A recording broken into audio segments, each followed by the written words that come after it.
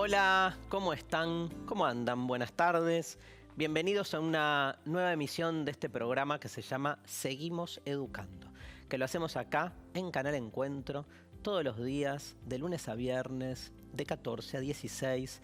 Hoy una nueva emisión con materias, de las materias que vemos acá en este programa. Vieron que en este programa van pasando, circulando las distintas materias de la escuela, pero con esta modalidad, esta forma de presentarse comunicacionalmente para que cualquiera ahí en casa pueda apropiarse de estos saberes y que esa apropiación también redunde en la posibilidad de investigar, de ver qué se abre, ¿sí? Disciplinas muy diversas que posibilitan eso, que cada uno tome lo que quiera. No solo los chicos, las chicas de la edad a la cual está dirigida este programa, secundario orientado, que es cuarto y quinto año, sino, de nuevo digo, toda la familia, más grandes, más chicos. ¿Con qué te enganchás de lo que pasa acá? Hoy tenemos, por ejemplo, lengua y literatura. Vamos a ver con la profe Mariel Andrés Rivera. Vamos a ver a partir de la obra de Andrés Rivera lo que es la ficcionalización, de personajes históricos.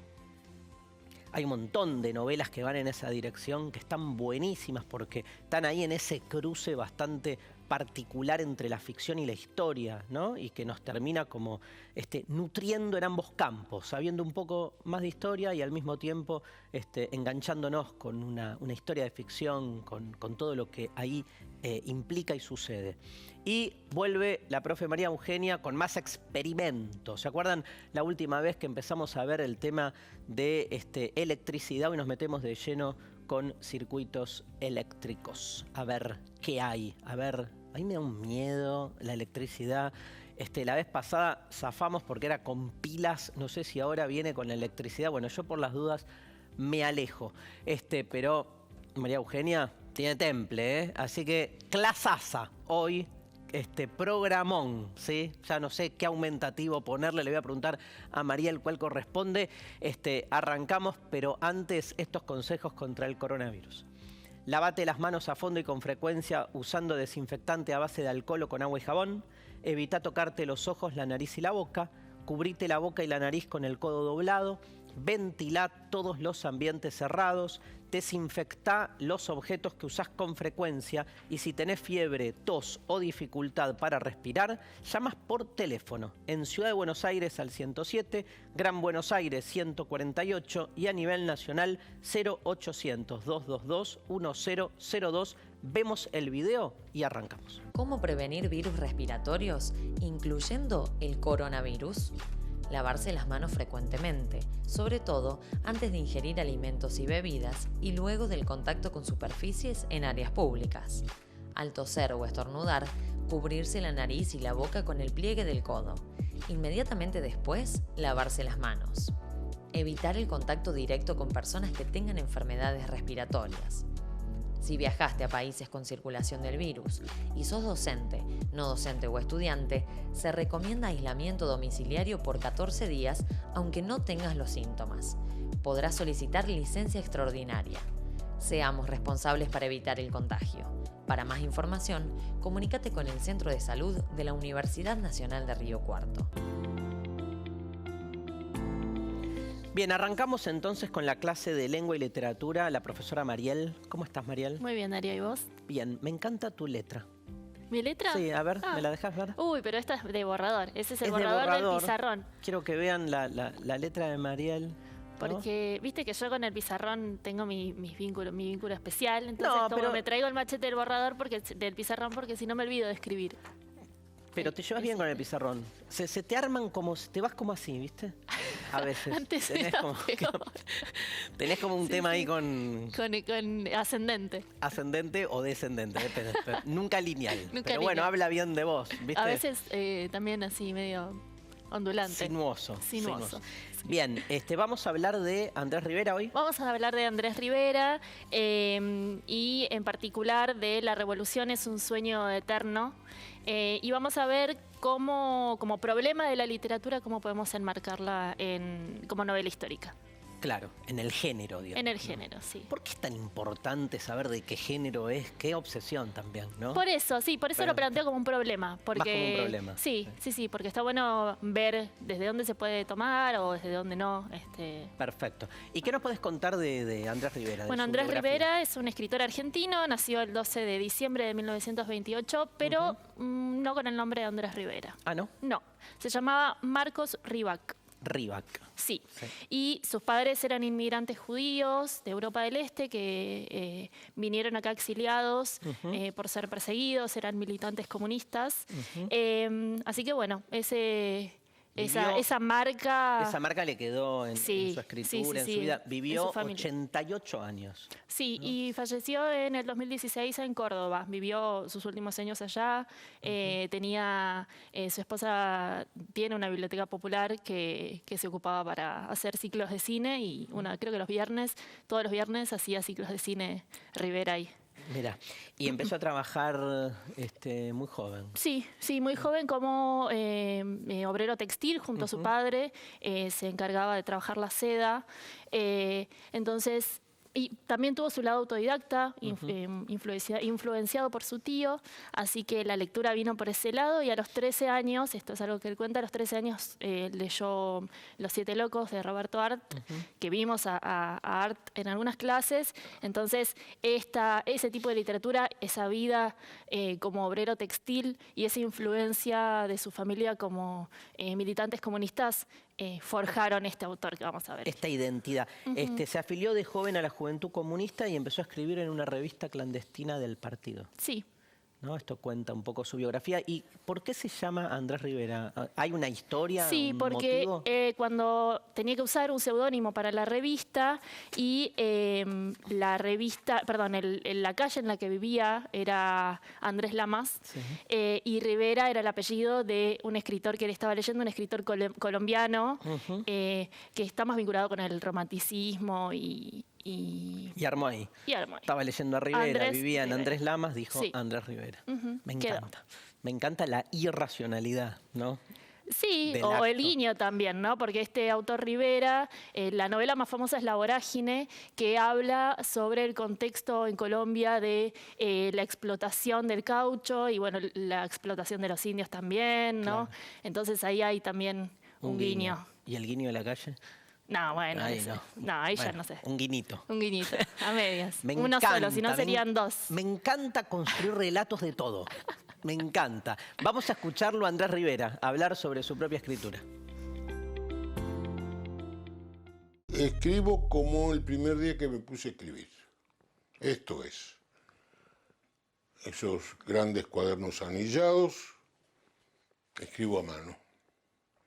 Y corrijo hasta que agoto las correcciones.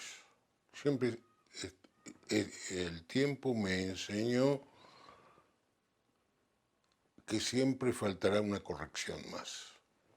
Después lo paso a máquina.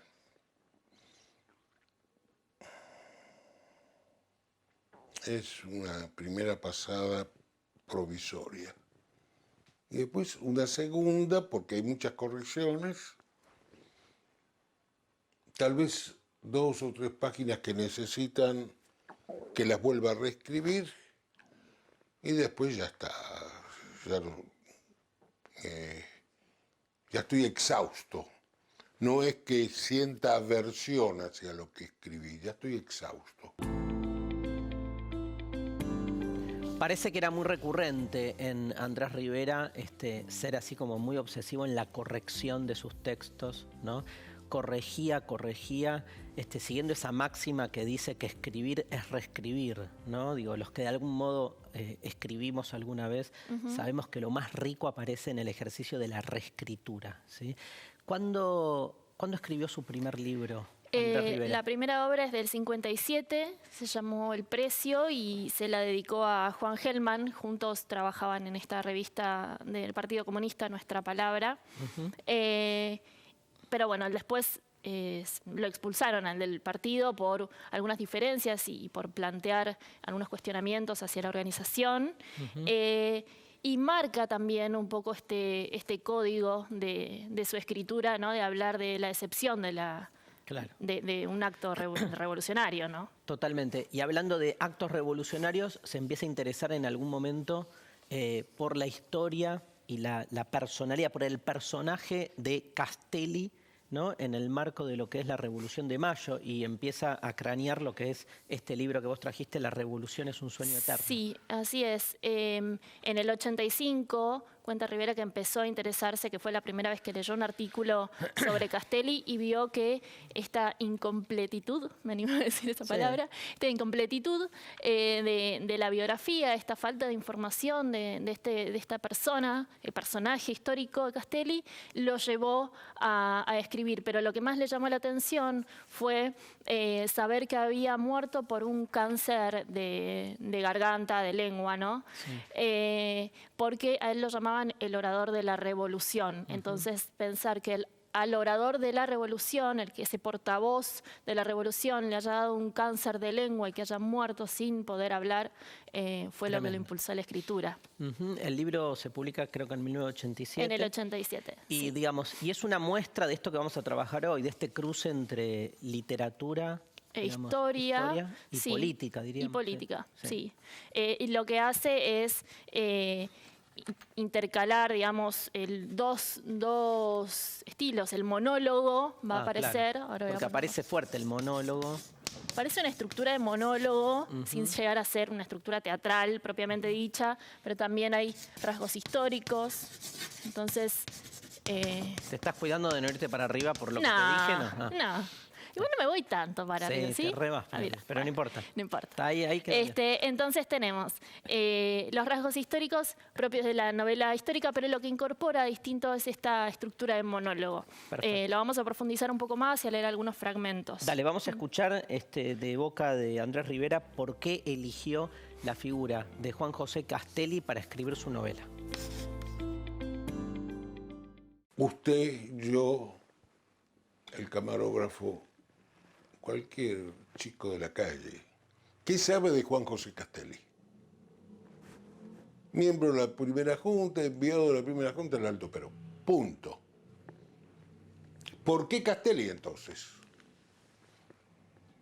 Un día leo en un papel que Castelli, a quien se llamó el orador de la Revolución de Mayo, murió de un cáncer en la garganta. Y eso me pareció una paradoja atroz. Ese fue el impulso interior.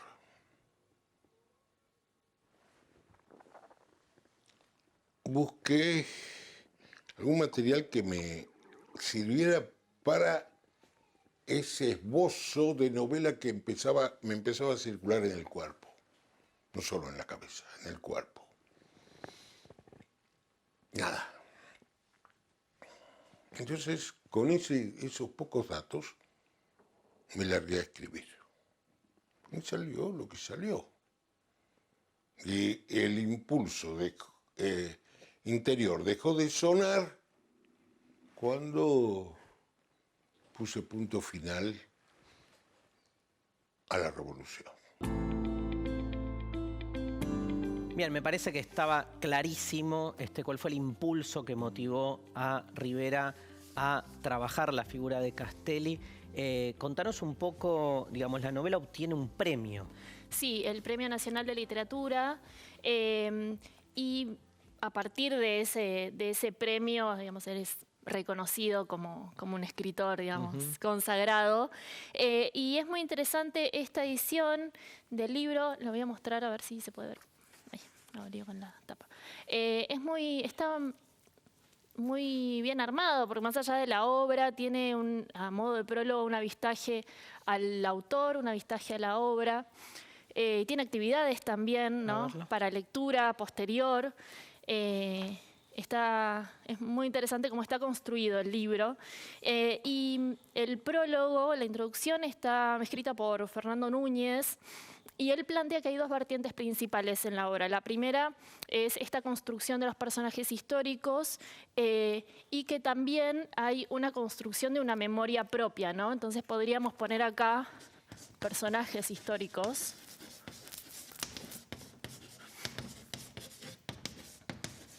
y acá la propia memoria. La propia memoria autor. de Rivera. Sí, del autor.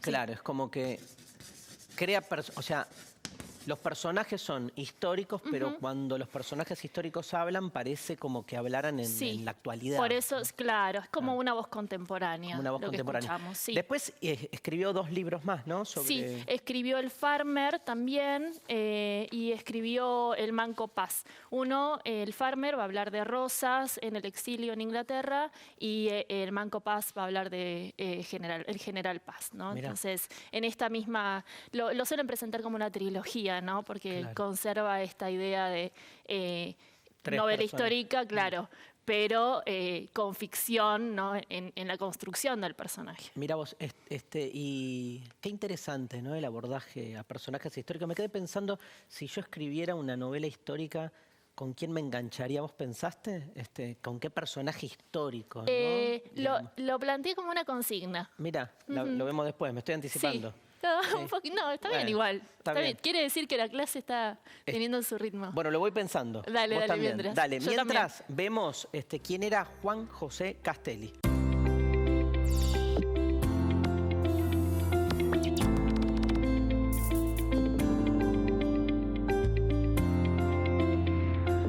¿Quién fue Castelli?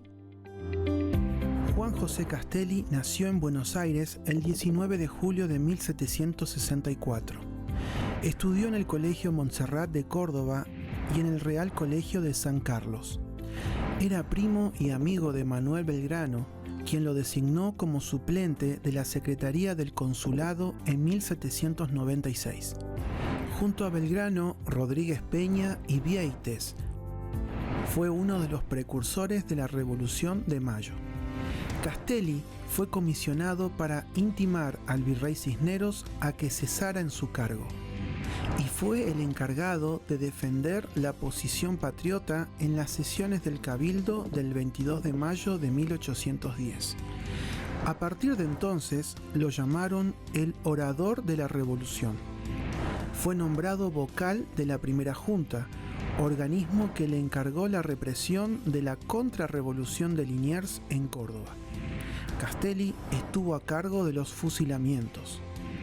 Luego se le encomendó la misión de ocupar el Alto Perú, donde impuso un gobierno revolucionario y liberó a los indios de los servicios personales y de la esclavitud.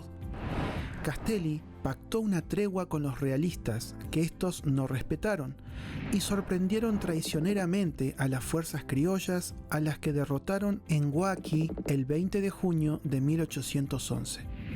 A su arribo a Buenos Aires, el triunvirato lo procesó, aunque el juicio no pudo finalizarse, dado el estado avanzado del cáncer de lengua que Castelli padecía.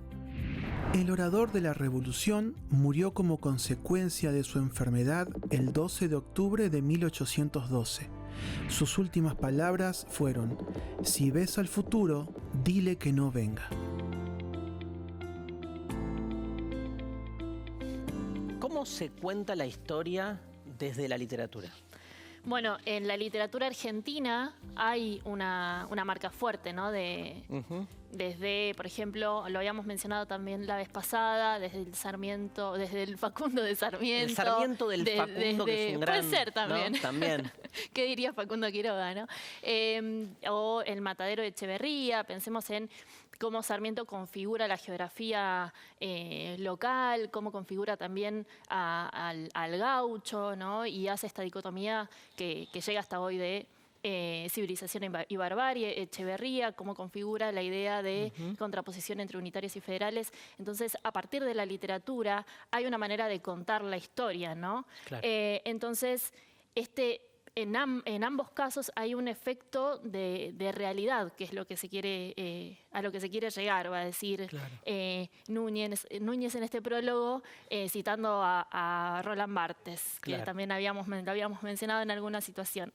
Pero bueno, en este contexto ahora vamos a hacer como una especie de paralelismo entre la novela histórica tradicional y la nueva novela histórica. ¿Qué diferencias hay? Sería como si comparásemos el Facundo de Sarmiento o el Matadero con La Revolución es un sueño eterno, ponele, una cosa así. Por ejemplo, sí. Y, digamos, en ese sentido, ¿se puede decir que estamos viviendo en estas últimas décadas como un auge de la novela histórica? Hay una recuperación de esa pero con otra perspectiva. Hay una recuperación de datos históricos y de situaciones sociales, pero con otra perspectiva. Y como antecedente, si querés podemos mencionar latinoamericanos, tenemos la muerte de Artemio Cruz, de Carlos Fuentes, que en la voz de un hombre que se está muriendo, ¿no? Va contando sus decepciones frente a la situación política y también cómo era un corrupto, ¿no? Esa decadencia aparece ilustrada en esa obra. El siglo de las luces, de Alejo Carpentier, ¿no? Que está situada en la Revolución Francesa, pero desde el Caribe. Sí. O Yo, el Supremo, de Augusto Roa Bastos, que es un escritor paraguayo que va a hablar de una dictadura, ¿no? en esa obra. Pero hay como una intención de llegar al filo, ¿no? de esa realidad, esa idea de lo que se está contando. ¿Y cuál sería la diferencia con la novela histórica contemporánea? Digo, la contemporánea con la clásica, si pudiéramos hacer un paralelo. La diferencia es que va a haber los personajes van a ser distintos, ¿no? Se va a querer reivindicar a los personajes que antes habían estado silenciados, ¿no? La contemporánea. La contemporánea, Claro, es como que la clásica todavía tiene esa pretensión, si querés, entre comillas, iluminista, de poder encontrar la verdad de los hechos. Sí, y como la historia como algo sólido, como esta idea de la reivindicación del progreso, ¿no? La historia oficial. La historia oficial. Claro. En cambio, la nueva novela histórica puede contar un poco más esta idea del progreso más como un fracaso, ¿no? Claro. La historia de los que quedan afuera del progreso. Por ¿no? eso aparecen personajes como Castelli, contando desde esa voz cómo atravesó esa situación, porque tampoco es que nos cuentan los hechos históricos fehacientemente, digamos, ¿no? No es la intención del autor en este caso. Bien, ¿y qué más? Por otro lado, podemos plantear un poco lo que comenta Martín Coan en literatura argentina, en historia crítica de la literatura argentina, y lo que va a decir es que en realidad la literatura se acerca a la historia no para ser lo más fiel posible a esa realidad histórica, sino como una mediación, ¿no? Como una herramienta para poder engrosar esa literatura, ¿no? Va a decir que la historia alimenta ese relato. Perfecto. Y eso lo vemos claramente en Rivera. Lo vemos en Rivera, lo vamos a ver después del recreo. Bueno. Pero antes vas a dejar una actividad. Sí. ¿Tiene que ver con lo que yo me anticipé? Sí, claramente. La podemos leer en la placa. Dale, vemos la placa, por favor. Actividad. Elegí un personaje histórico que te llame la atención y del cual no haya mucha información. Escribí un breve monólogo con sus pensamientos, sentimientos, sensaciones, miedos, deseos, etc. ¿Cuál elegiste? Todavía no sé. ¿Puedo decirte después de recreo? Tanto ¿Vos ya elegiste? Obvio. Ay, a ver, al dale. toque. ¿Cuál? ¿Tanto necesitas pensar? No, que no la pensé. Estuve viendo los papeles. Pero no los te apuntes. surge así como dionisíacamente, tipo No. Shrek, ¿no? No. No sé, me arrepentí. Dale. Me arrepentí porque te vi como Dale, que... dale, no, pero- ahora no. bueno, después, después. Dale, recreo y volvemos.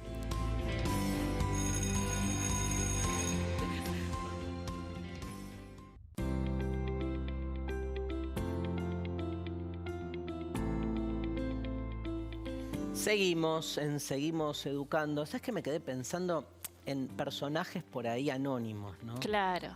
No buscar un Cristóbal Colón, así como... Claro, porque me fui para esa época. Ajá. Me gustaría como conocer, como en ese cuento de Cortázar, de La noche boca arriba, Sí. ¿viste? Como algún, no sé, alguien que vivía acá, cuando llegan los españoles, y como eso, la historia de ese encuentro con lo diferente y con el invasor además, ¿no? Pero sobre todo ese extrañamiento, eso me encanta de poder y poder sumergirme en ese momento. También, obviamente, por la filosofía del mundo griego.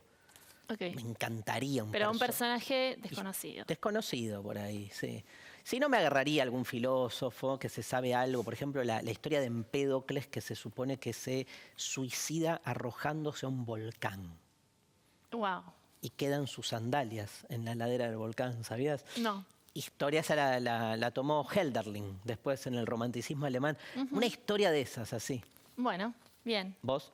Yo me gustaría saber la historia de las mujeres que usaba un médico, un ginecólogo, para poder explorar los cuerpos de estas mujeres, y lo hacía sin anestesia, así que sufrían mucho, fueron ¿En qué torturadas. No sé en qué siglo fue, creo que fue 1500, pero no estoy segura. Tremendo. Sí, entonces, bueno, esas vidas de esas mujeres que eran mujeres Viéndoselas con afrodescendientes. esa situación límite. Sí, bueno. Tranquilo Dark. nuestro, ¿eh? O sea, novelas históricas pasatistas, ¿no? Recreativas. Sí, sobre todo. Estábamos analizando La Revolución es un sueño eterno, nos vamos Sí. a meter fuertemente ahora de Andrés Rivera. ¿Podemos decir que es una novela histórica con todo lo que dijimos o no?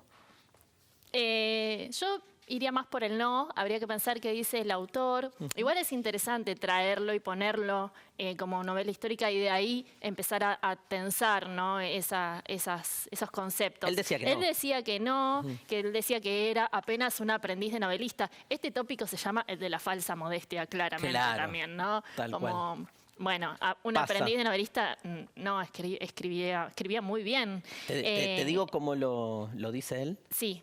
¿O querías agregar algo? No, que él decía que eran simplemente novelas, ¿no? Claro. Más que una novela histórica es una novela, punto. Perfecto. Él lo decía así.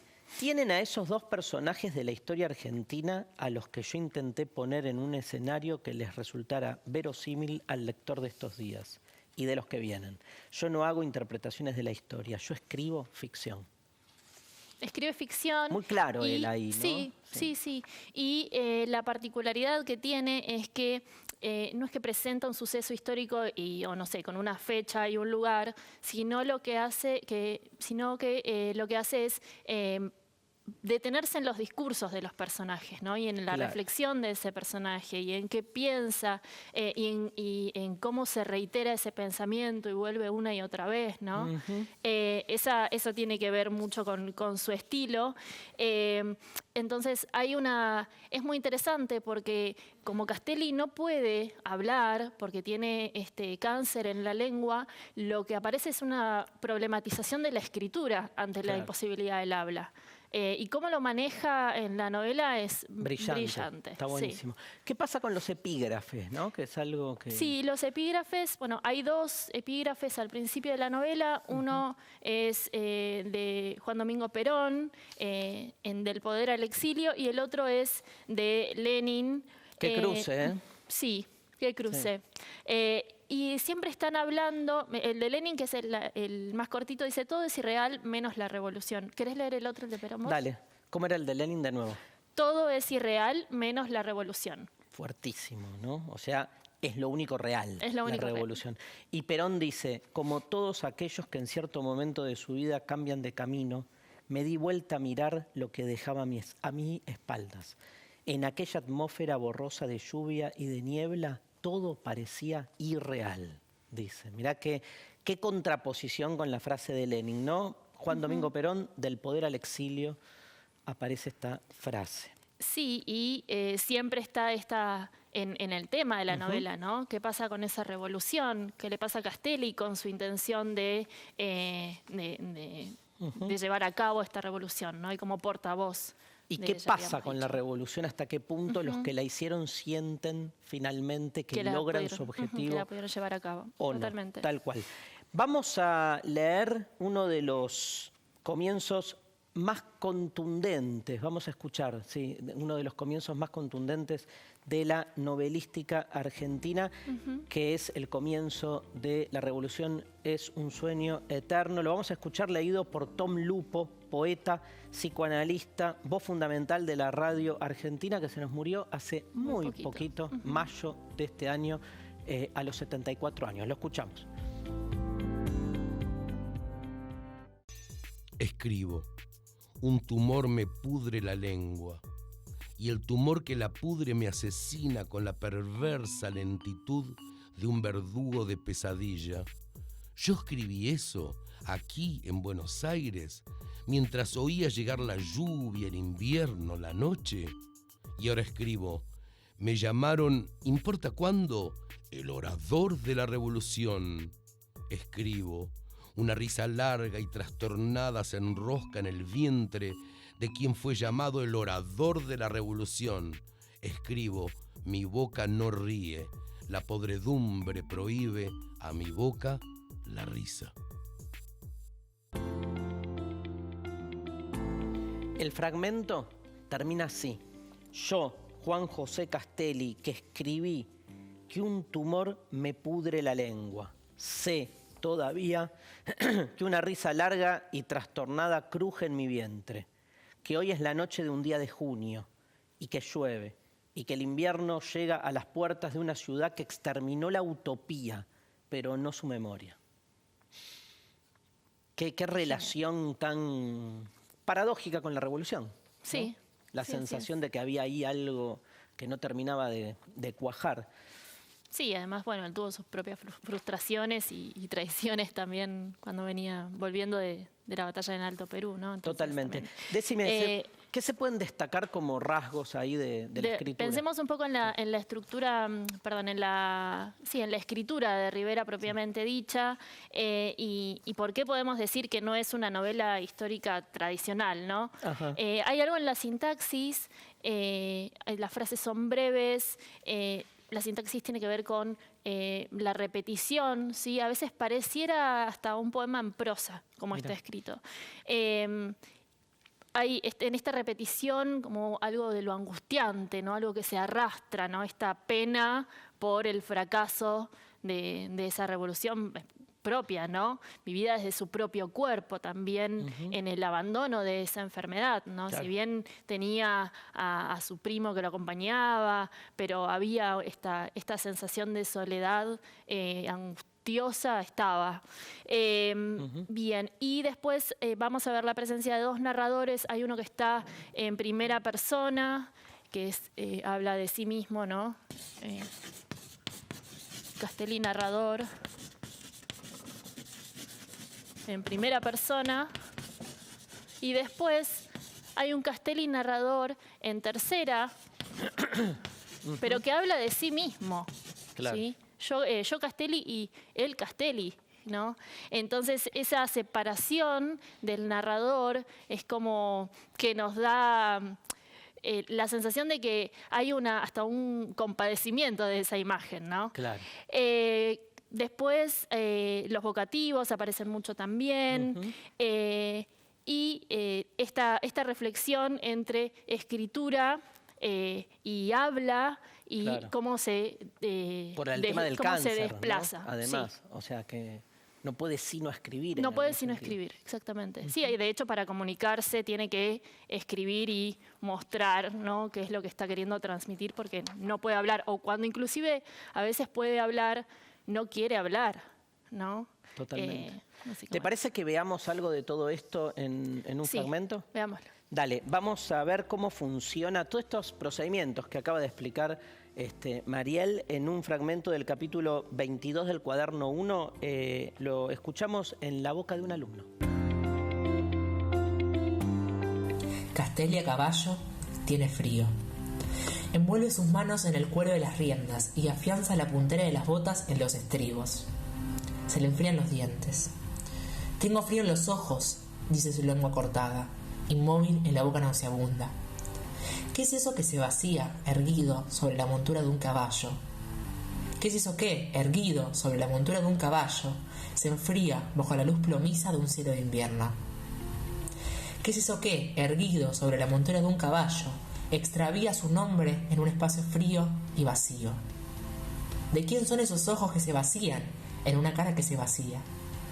¿Qué es ese bulto oscuro que se vacía y en el vacío extravía su nombre y que se deja llevar pegado a la montura de un caballo a través de una luz fría y vacía? ¿Qué monólogo del bulto oscuro que se deja llevar pegado a la montura de un caballo se diluye en la luz fría y vacía? La luz se fragmenta, o es otra. algo en el cuerpo erguido sobre la montura de un caballo pronuncia, como otras veces, que la luz se fragmentó o fue otra. El nombre de Castelli.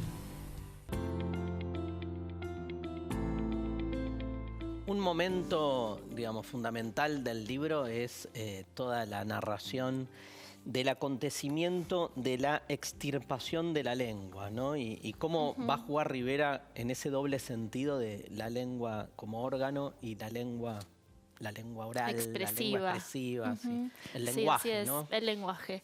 Sí, Sí. podemos hacer esta relación de si la palabra es herramienta de lo político, también podemos pensar que es partícipe de la lengua y del cuerpo, ¿no? Y cómo el cuerpo como Sí. lo político en sí mismo, que lo vamos a ver también. Total. El cuerpo casi como un lugar para ser escrito, ¿no? Y quién lo escribe y qué, ¿no? Y también, digamos, qué se mutila del cuerpo. Es muy fuerte la doble asociación que hay de ambas lenguas. Veamos en el texto de Rivera en el momento de la extirpación, que es tremendo. Háblame, dijo María Rosa, y los dedos de su mano se cerraron sobre mi miembro. Mi miembro soltó sangre, me cortaron la lengua y mi miembro gotea sangre. Sus dedos acarician mi miembro y mi miembro gotea sangre. Mi miembro, que los dedos de María Rosa acarician, habla en los dedos de tu mano. ¿Me escuchás? ¿Escuchás el gusto a sal de mis palabras?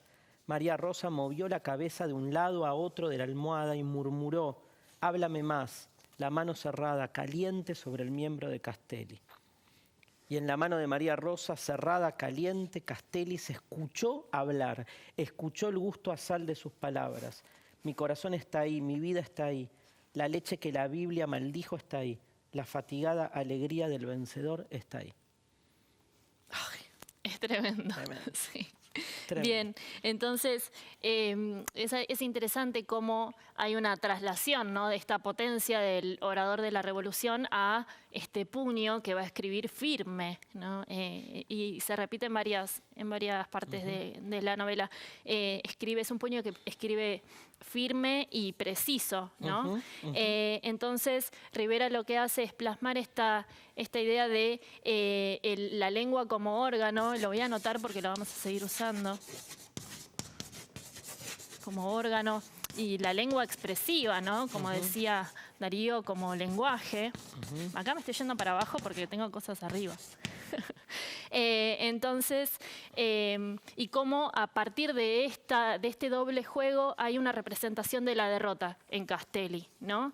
Es que el suceso de la extirpación de la lengua es homologable a la derrota de la revolución en algún punto, ¿no?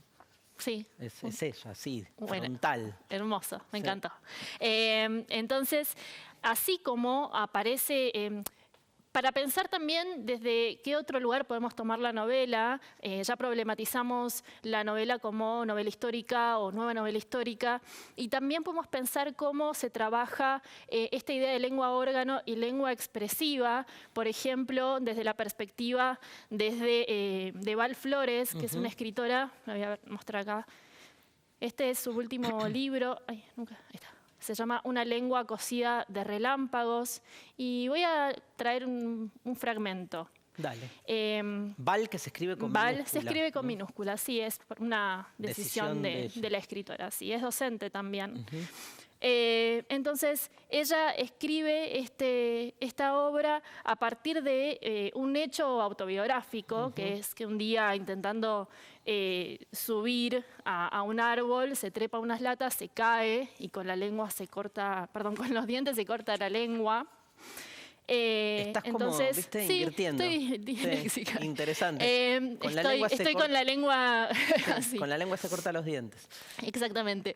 Y se corta entonces la lengua con los dientes y se la cosen, ¿no? Entonces, a partir de esta reflexión sobre una lengua remendada, dice, y así aprendí a andar con la lengua remendada, herida, cortajeada, cosida por un deseo fracasado, pero probado, ¿no? A pesar de que no pudo subir, intentó subir a ese árbol. Y este fragmento les voy a compartir es el fragmento inicial de la primera parte. Se los recomiendo. Voy a anotar algo más. Hay una influencia en este libro en particular de otra escritora francesa que se llama Monique Wittig. Es una escritora francesa, una filósofa francesa. Dice, quedó ausente la cicatriz invisible de la lengua de la infancia, esa que indujo una política de la lengua que no le teme a la herida porque la hace gesto insolente del deseo, que hace de las cicatrices la memoria viva del ensayo escritural, la experimentación sexual, la posibilidad colectiva, la creación pedagógica, la crítica feminista, una lengua cosida de relámpagos para iluminar, fugaz y ardiente, ese silencio de niña y esa experiencia poética que vive en las suturas políticas de la carne. Me encanta. Es muy, muy potente. ¿Leíste a Monique Wittig? Sí. Sí, impresionante también. De hecho, hay una parte interna que se parece mucho a uno de sus libros. Lo voy a mostrar porque es interesante pensar en las formas sí. también. Sí. Hoy estoy de vuelta. Sí, es una de mis escritoras preferidas, de hecho. Así que, bueno, entonces, ¿qué podemos pensar a partir de esto? Cómo hay una representación del decir y una potencia creadora, en este caso de la escritura, en ambos casos, ¿no? Pensando la lengua como herramienta política y como lengua órgano y lengua expresiva. Excelente, Mariel. Para cerrar este camino, hablábamos de la derrota de Castelli. Escuchemos a Rivera en un último fragmento. Habla sobre Castelli, pero también habla sobre esa línea que une gran parte de su literatura.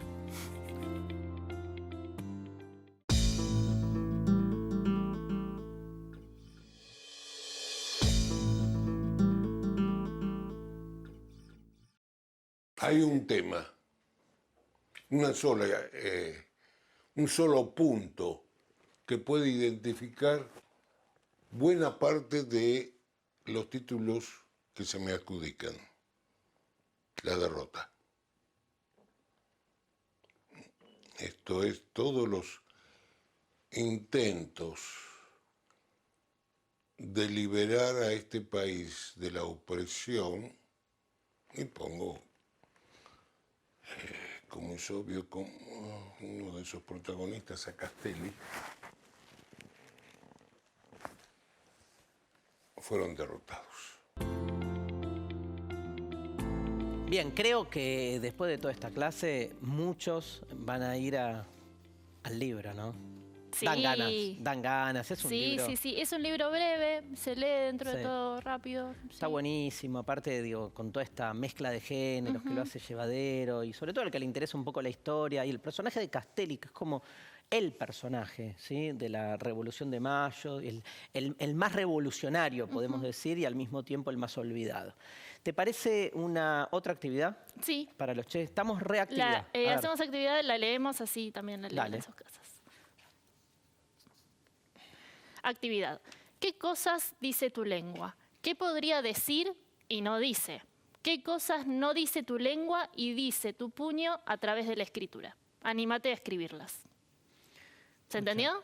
Demasiado se entendió. ¿Vos te crees que se van a animar? Sí, siempre hay algo que no nos animamos a decir y que en la escritura, como Manuel Puig la vez pasada, que decía que él escribía mejor de lo que hablaba, ahí está. A escribir, que ahí sale todo y está buenísimo. Gracias, Mariel. Gracias, Darío. Un placer. Igualmente. Nos vamos al recreo y ya se viene Eugenia con Circuitos Eléctricos.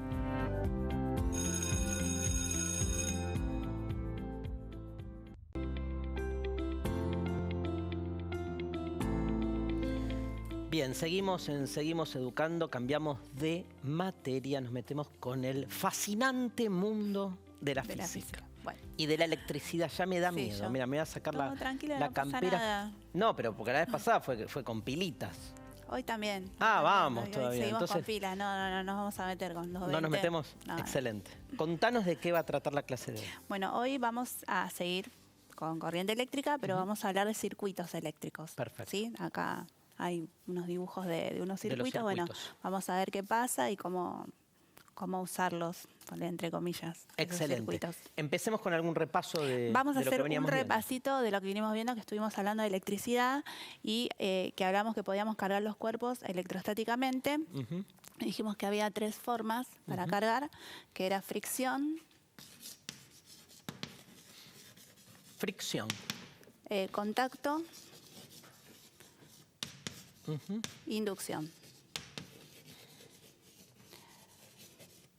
Lo importante en esto que era en fricción y en inducción me quedaban los cuerpos con cargas diferentes, ¿sí? Y en contacto me quedaban con la misma carga. Entonces vamos a hacer el dibujito de ayer. Tenía 2 cuerpos, quedaban positivo, negativo. Bien ahí. Si este estaba positivo en contacto me quedan con la misma carga, inducción. Sí. Hoy está estás bien. más armónica, digamos. Hoy estoy más Porque la vez armónica. pasada eran siempre más los negativos Sí, que los positivos. Hoy estoy equilibrada. Equilibrada, bien. Bien. Bueno, contamos esto, ¿sí? Y hablábamos que cuando se carga un cuerpo, esta electricidad, estudiamos lo que pasa cuando las cargas están quietitas, ¿sí? Sí, cierto. Por eso electrostática, que está quieta. Y después hablamos de qué pasa cuando las cargas se mueven, que eso es otra historia, y ahí arrancamos con la corriente eléctrica. Por eso esto no nos sirve para que funcione un celular, nada. Bueno, Claro. y dijimos que para que empiece a funcionar, para que empiece a tener corriente eléctrica, necesito darle un empujoncito a los electrones para que Total. empiecen a moverse todo el tiempo y que eso hacían las baterías. Que Así son que como fuentes externas, digamos. es una fuente, de- claro, siempre tiene que ser externa para que lo empuje al electrón. Así que, bueno, vamos a arrancar con eso. Ujú. Y lo que decíamos que, otra cosa que dijimos, que los que conducen mejor la corriente eléctrica eran los metales, porque estaban acomodados en los últimos niveles de energía y tenían facilidad para moverse adentro del metal, ¿sí? Como está acá, que se mueven con facilidad. Entonces, por eso los metales son mejores conductores de la electricidad. Ujú.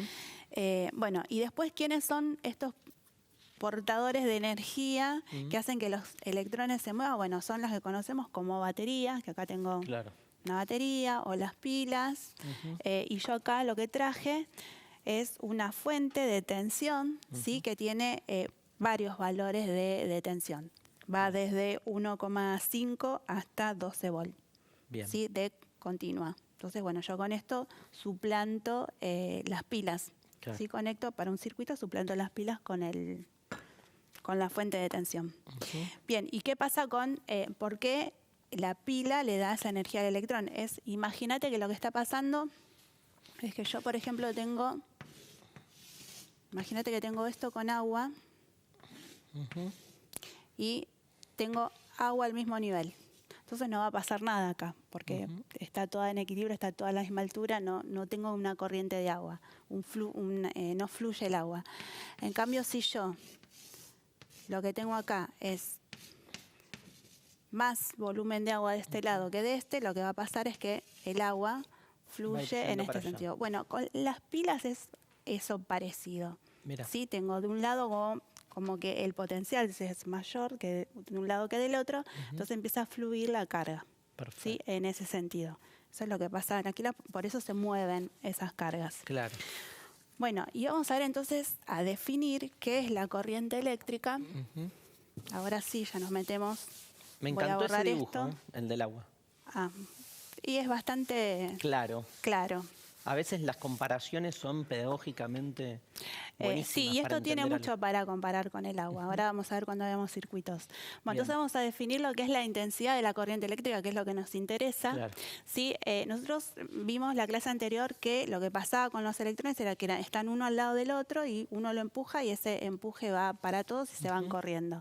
Entonces la intensidad de la corriente es acá. Es como que yo los voy empujando y ¿cómo la calculo? Es la cantidad de carga que pasa por una sección del cable. Imagínate que esto que está amarillo acá es una puertita del cable. Entonces yo voy contando cuántos electrones pasan por ahí por unidad de tiempo. En un segundo. Claro. Bueno, en realidad en un segundo porque lo hacen muy rápido. Y así defino yo mi intensidad de corriente. Es la cantidad de corriente que tengo.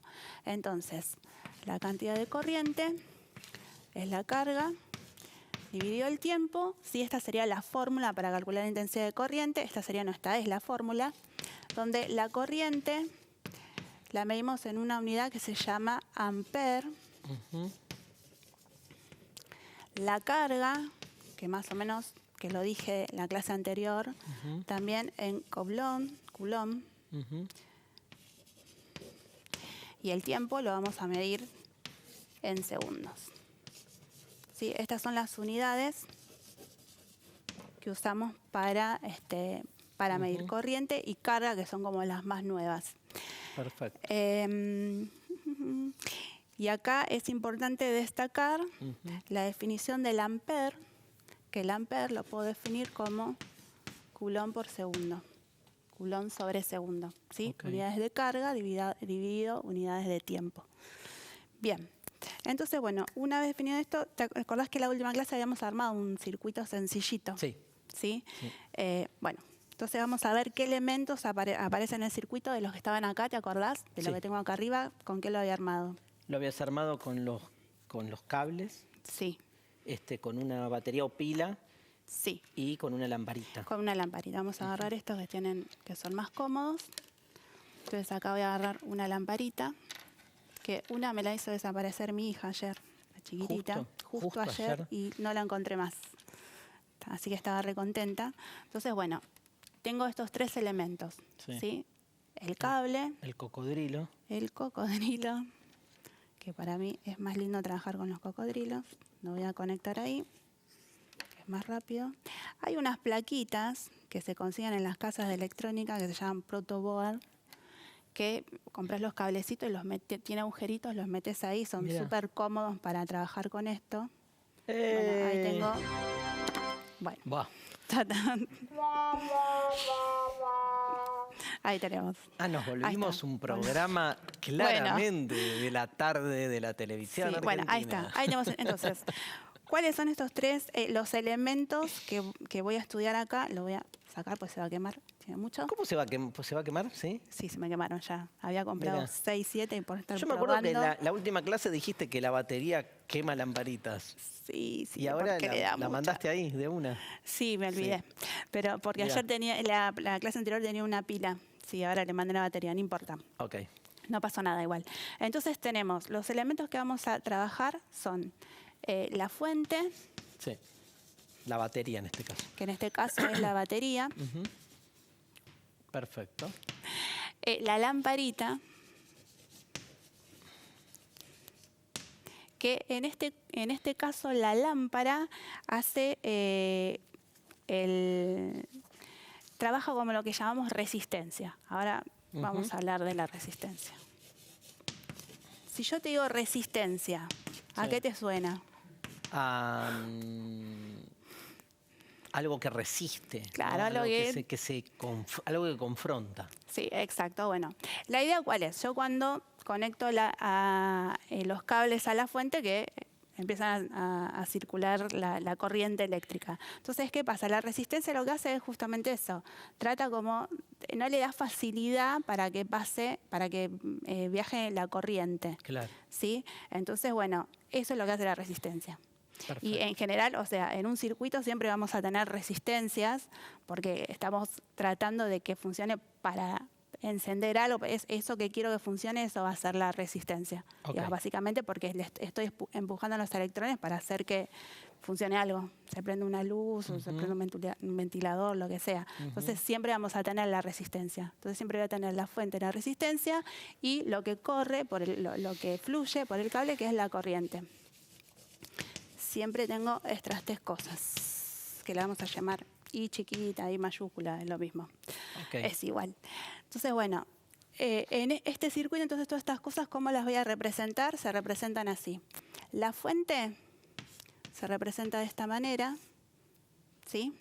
Donde el más chiquito representa el negativo y el más grande el positivo. La lámpara o resistencia en general las dibujamos así, ¿sí? Donde, digamos, bueno, imagínate esto, yo siempre digo a los chicos, bueno, vienen los electrones como repanchos acá y acá tienen que ir por un camino más sinuoso, Claro. entonces te cuesta. Entonces, Claro. bueno, por eso es también como que los frena un poco, ahora vamos a ver qué pasa. Y bueno, y la corriente que la llamamos I. Y. No ponemos nada. Entonces yo, si dibujo ese circuito que tenía ahí, tengo mi resistencia y la resistencia y la fuente. Excelente. Que la batería la encanta. llamamos B. ¿sí?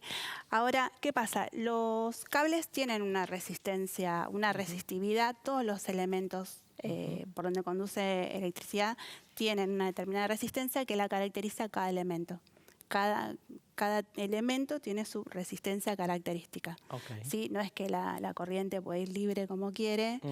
Sí pasan los superconductores, pero eso ocurre a determinadas temperaturas, a temperaturas normales. No anda la corriente libre como ella quiere. Bueno, lo que vamos a hacer ahora es, vamos a conectar, en vez de una lamparita, 2 lamparitas. Ok. Para ver qué pasa. Dale. Entonces... ¿Eso lo hacemos ahora? Ahora, sí. Antes del recreo. Antes del recreo. Bien, vamos. Me voy a sentar para estar más cómoda. Sentate tranquila, es un circuito en serie. Sí, ¿no? tengo que enchufar. Vamos a enchufar porque quiero... Estás a full, te trajiste todo. Obvio. Y sí, porque vamos a hacer medio un poco de mediciones. Vamos a ir contando. Dale. También que cuando hacemos mediciones, todos los instrumentos tienen errores. Todos. Claro. No existen instrumentos que no tengan errores. O sea que cuando medimos algo no nos va a dar excelente. ¿Qué vas a medir ahora? Bueno, vamos a armar el circuito con 2 lamparitas y vamos a medir el potencial de la fuente, el voltaje, y vamos a medir la corriente eléctrica. Perfecto. Y vamos a ver qué pasa. Entonces, primero los voy a conectar. Te lo dejo.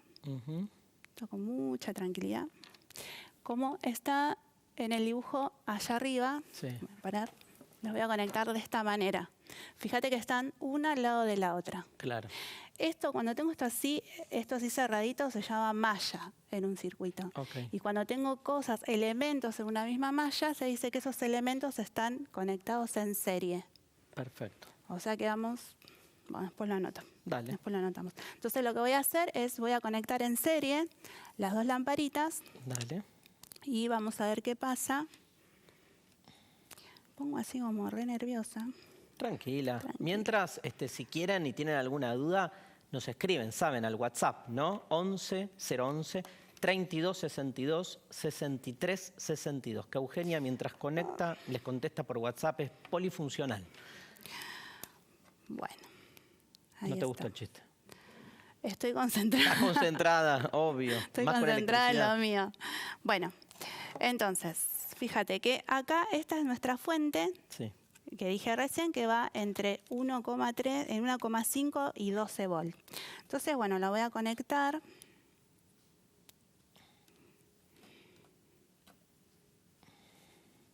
Está Bien. a 1,3 volt. ¿Sí? Bien. Fíjate, lo que voy a hacer ahora es lo voy a aumentar el voltaje a 3. Muy bueno. Se lo voy a aumentar a 4,5. Muy bueno. Ahora a... Bueno, se lo seguimos aumentando, voy a ir hasta ahí. Ahí porque te va a explotar la... Sí. ¿no? Entonces, fíjate que a medida que iba aumentando la fuente, ¿qué pasaba? Se ve bien, ¿no? Que está cada Se vez nota. más luminosa. Sí, ahí está. Ahí se ve. Sí, a Perfecto. medida que voy aumentando, ahí sí se ve. Me Se ve que encanta. está más luminosa. Entonces ahora vamos a medir, pero nos vamos a quedar acá. Vamos a medir a ver qué pasa. La fuente que tiene como un interruptor, ¿no? Que va llevando... Claro, sí, va te cambiando permite de- cambiar. Perfecto. Bueno, vamos a medir la corriente y el voltaje, dijimos. Entonces, para medir el voltaje, todo lo que tengo que hacer es, al final tengo acá, esto se llama tester, ¿sí? Tester. Y se puede medir todo lo que tenga. En este Electricidad. caso, elementos que tiene un circuito. Podés medir valores de resistencias, de fuentes, corriente. Hay algunos que miden capacitancia, o sea, según lo sofisticado que sea, podés medir más cosas. Perfecto. Después tengo que es más simple. También es un tester. También es un tester. Y bueno, lo que vamos a hacer es, vamos a medir ¿Qué? el voltaje. Dale. Entonces, ¿cómo usamos un tester? ¿Cómo? Primera cosa importante. Si yo quiero medir voltajes, que es lo primero que vamos a medir, lo que vamos a hacer es conectamos, siempre hay uno de estas entradas que se llama a tierra, que ahí siempre va el cable negro, siempre va a venir con un cable negro y uno rojo. Y después tenés 2 entradas, en este caso que es para medir voltajes y corrientes.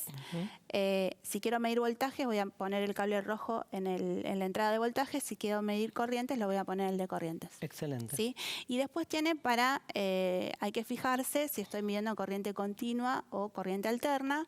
Entonces si es DC, ¿sí? No sé si se ve, si es DC es continua, o DA, que también está acá cuando miramos corriente continua, y si es AC o AB es alterna. Alterna.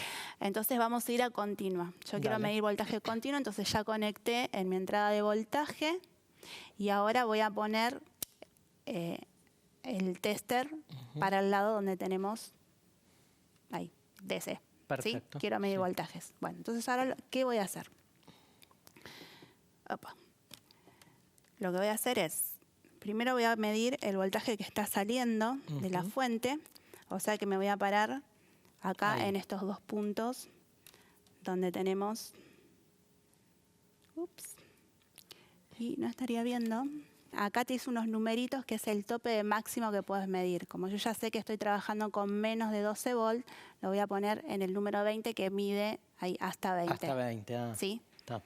Me estaba dando como... A ver ahí. Entonces ahí... Ahora sí.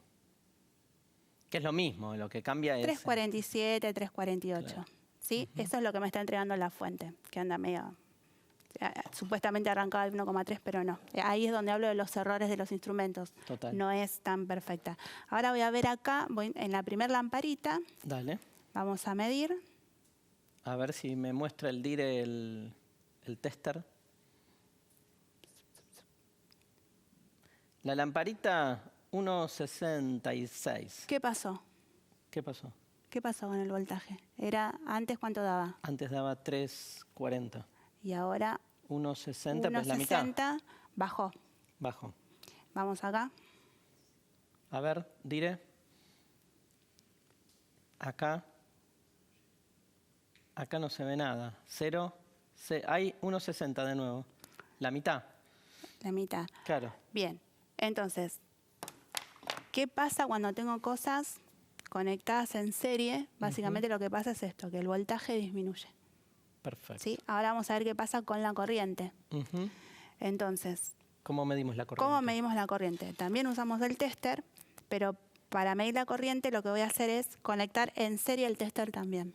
Excelente. ¿Sí? Entonces yo voy a cortar acá, entre donde salía la corriente y este cable, que era el de la segunda lamparita, corto acá y acá voy a hacer la medición con el tester. Voy a enganchar.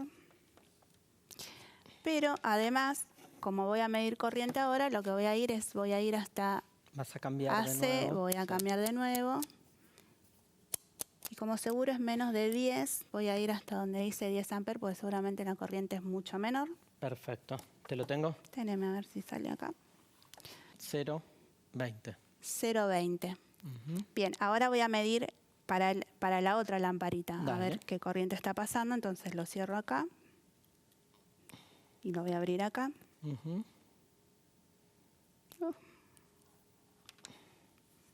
Y conecto. Ahí está. De nuevo. Y dio 0,20. 0,19, 0,20. O sea que, ¿qué pasó acá? El voltaje disminuyó y la corriente no. Quedó fue igual. la misma. Claro. O sea que cuando yo tengo cosas conectadas en serie, la corriente es la misma y el voltaje va disminuyendo. Perfecto. ¿Sí? Bueno, clarísimo. Ya está. Vamos. Dijiste todo lo que había que decir. Sí. ¿Nos podemos ir al recreo? Vamos al recreo, sí. Vamos al recreo con un video, recordándoles a ustedes la posibilidad que tienen de ayudar a nuestros adultos mayores en estos tiempos de cuarentena para realizar sus trámites. Estamos atravesando una etapa en la que debemos salir de casa lo menos posible, para cuidarnos a nosotros y a los demás. Por eso, es bueno hacer las operaciones de la vida cotidiana de la forma más fácil, rápida y segura posible. ¿Cómo retirar efectivo sin ir al banco? Cuando salgas a hacer tus compras esenciales, podés aprovechar y retirar efectivo en el mismo lugar, principalmente en supermercados, farmacias y estaciones de servicio. Podés hacerlo en cualquiera de los 17.500 puntos de extracción en todo el país. ¿Cómo se hace? Antes de salir, podés consultar en la página web de la empresa que emitió tu tarjeta de débito cuáles son los comercios adheridos. Si ya saliste y estás haciendo tus compras, fíjate si el local tiene el cartel Retiro de efectivo. Podés retirar hasta 8.000 pesos por transacción. Al momento de pagar con tu tarjeta de débito, avísale a quien te atiende que también necesitas retirar dinero en efectivo e indícale el monto que deseas extraer. El cajero te entregará el dinero que solicitaste y un recibo con las 2 operaciones, el detalle de la compra y el comprobante de la extracción. Ojo, antes de irte de la caja, verifica que el efectivo coincida con el monto que figura en el comprobante. Recordá que esto es gratis. No tenés que pagar ningún costo adicional y no hay un monto mínimo de compra. Cuidémonos entre todos y todas.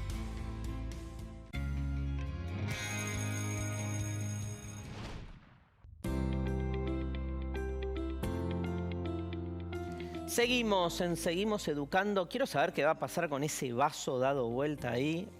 ¿Lo vamos a usar en este bloque? No, O más sea, adelante. ¿Vas en otro programa? No. Dentro de un ratito. Pero por eso, en este bloque, sí. Ah, sí. Es más, no tenemos más bloques. No tenemos más O sea, bloques. si no lo tengo que usar yo en la lectura, ya no sabía para Sí, bueno, qué. te dejo. Vamos a armar una lamparita, te lo dejo para cuando leas. ¿Vamos a armar una lamparita? Sí. Ah, amo. Escúchame, ¿y ahora que seguís acá con los circuitos? Seguimos acá con los circuitos. Ya los conectamos en serie. ¿Los Ahora conectamos los en vamos serie? a conectar de otra manera. De otra manera. De otra manera. Vamos a ir acá, ahora, que vamos a armar un circuito en paralelo. Claro, es el que falta. Es el que paralelo. falta. Fíjate, la diferencia es que yo acá hablaba de las mallas, tengo una sola malla y en este tengo 2 mallas. Ujú. ¿Sí? Entonces, vamos a hacer un dibujito acá para explicar Dale. lo que pasa.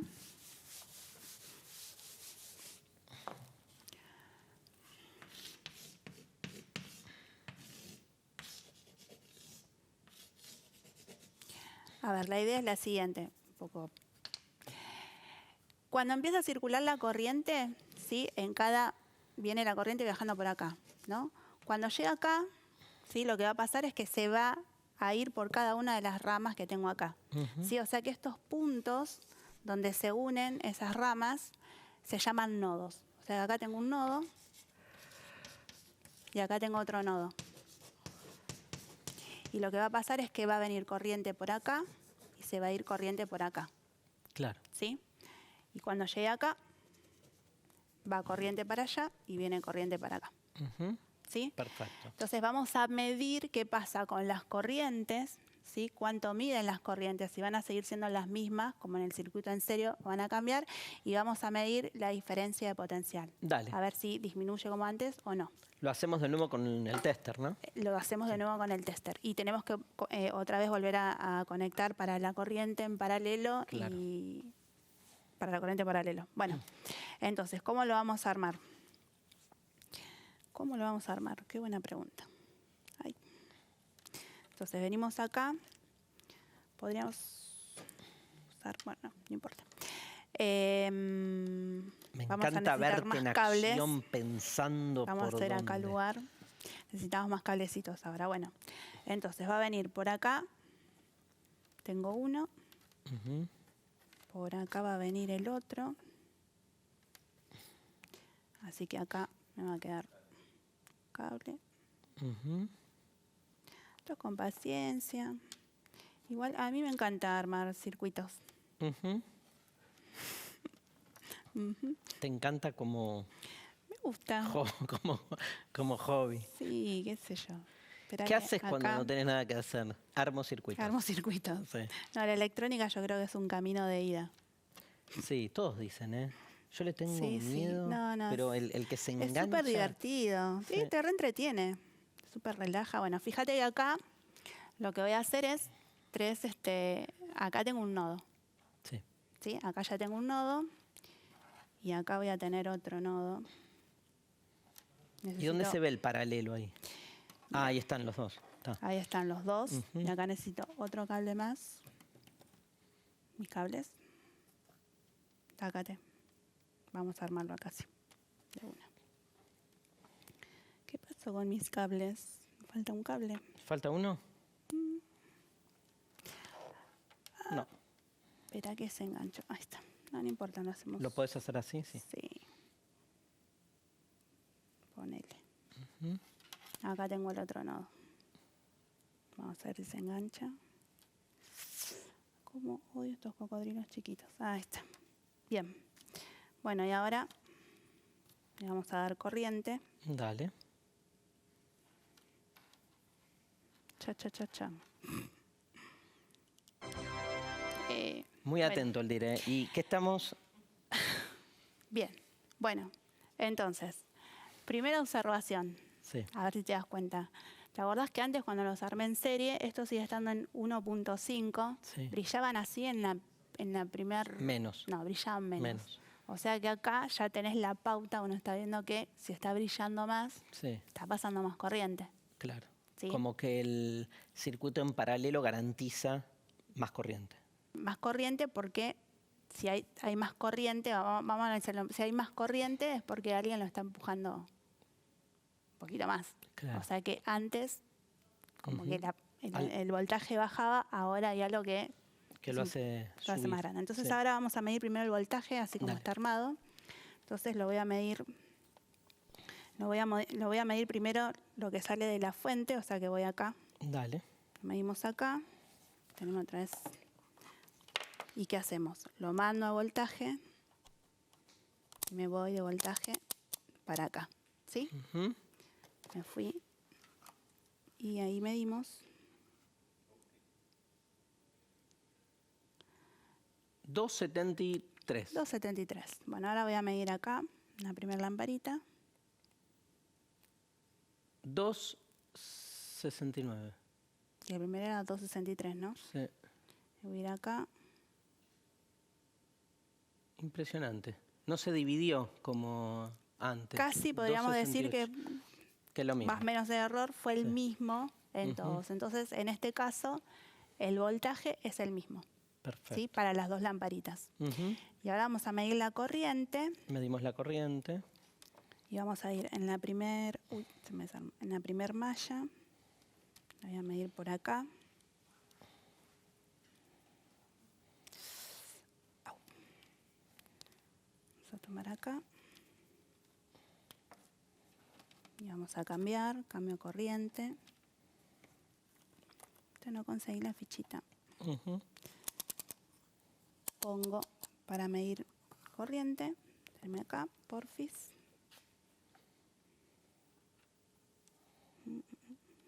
Ya está acá.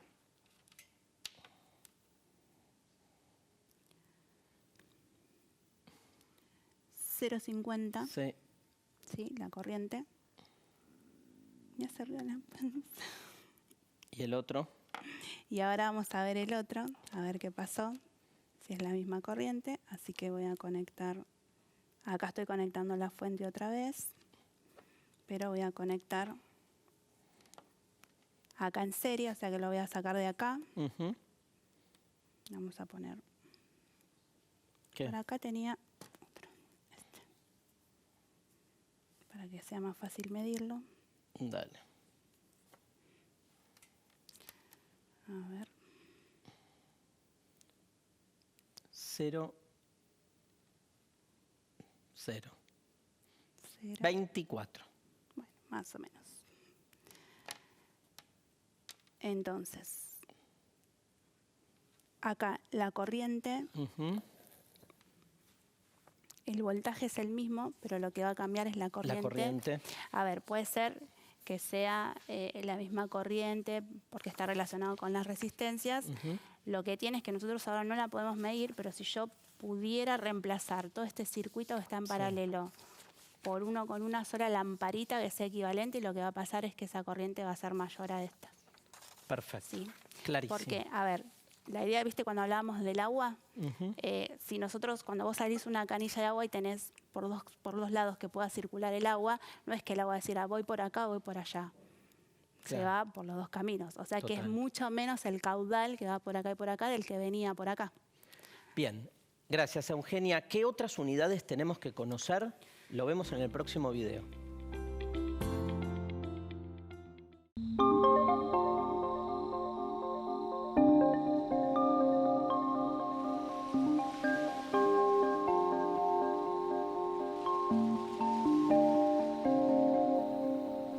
En el siglo XVIII, los científicos miraban el cielo y se preguntaban cómo podían utilizar la potencia de un rayo.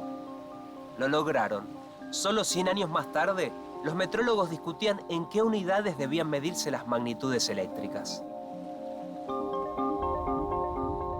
Hacia fines del siglo XIX, el sistema métrico decimal original y la convención del metro habían ordenado las mediciones de longitud y masa usando las unidades metro y kilogramo respectivamente. Rápidamente se incorporó el tiempo usando como unidad el segundo, pero aún no había acuerdo sobre las unidades para medir las magnitudes eléctricas. En 1862, la Asociación Británica para el Avance de la Ciencia formó una comisión para estudiar las unidades eléctricas.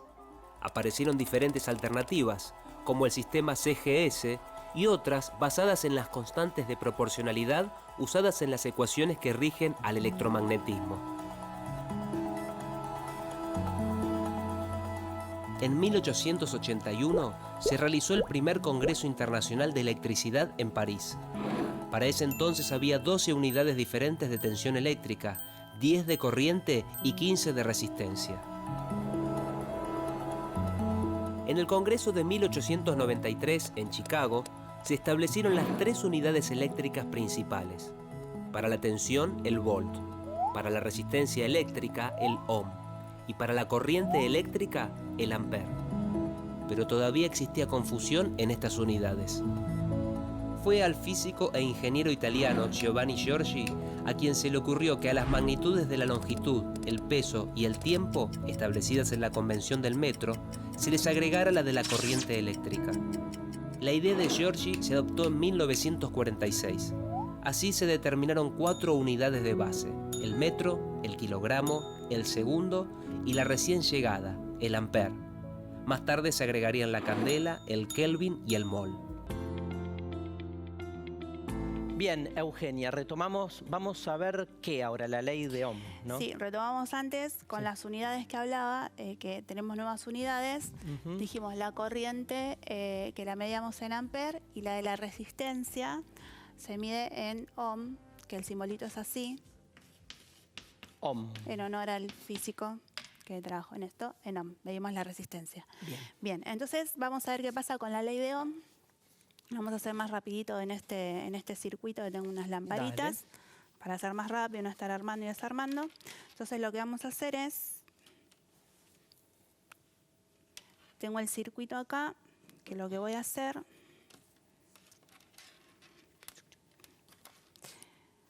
lo voy a mandar de acá a la fuente. Rapidito. Lo que estoy haciendo es un circuito simple. Ahora. Claro. Fíjate que a cualquier cosa es. Voy a tratar de trabajar con este circuito que está acá, con esto de acá. ¿Se lo ve ahí? Sí, perfecto. Este de acá. Sí. A esto no le voy a dar bolilla. Entonces lo que hago es, acá lo saco y es como que viene la corriente toda por acá, esta es la fuente y lo tengo que unir con este que está acá. O sea que sería toda esta vuelta el circuito. Entonces, bueno, ahí le voy a empezar a dar voltaje. Ahí